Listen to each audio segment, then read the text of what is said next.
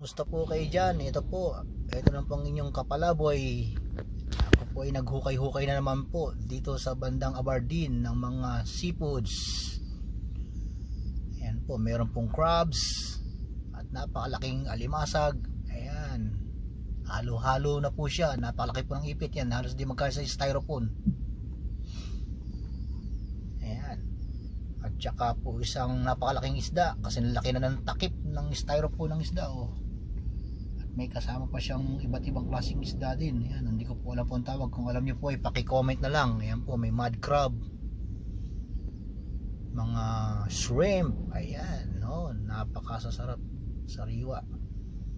At hindi po mawala ang ating pambansang bangus. Meron din pong tinda ditong bangus sa Hong Kong. Ayun, may pampano na isa na ligaw po doon at aking nakita ay natabunan, isang pampano. At meron din pong lobster, hindi po nawawala ang lobster. Ayan, napakatataba, ang taba-taba ng lobster. Sarap po sa sinabawan, saka sinigang. Ayan, isang styrofoam na bangus.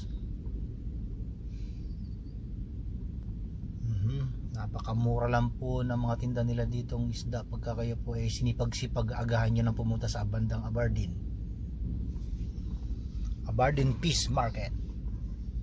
Ayan, mga alimasag.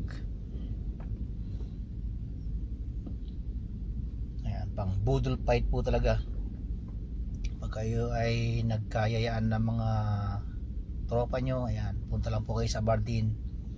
Ayan po, may improvise po tayo na kasirola at bawal po kasi magdala ng kalana at kasirola dito sa mga tabing dagat. Kahit saan pong pasyalan dito ay bawal po. Kaya cowboy na lang po tayo. Lutuan tayo ng yan, sinigang na lobster sa improvise na kasirola, aluminum foil. Yan, sinigang na shrimp, pechay. Hindi po kasi masarap pagka inihaw ang mga ganyan na crabs. Nasubukan ko na po, kaya mas prepare po ang may sabaw. Masarap po talaga, kaya pakuluan niya. Ayan, meron pa po siyang shell at napakataba, pulang-pula ang kanyang mga taba. Shell, napakasarap inihaw. At yan, inihaw na po natin ang ating bangus. Sample lang yan. At yung malaking isda, partner niya, yan, waiting na maluto at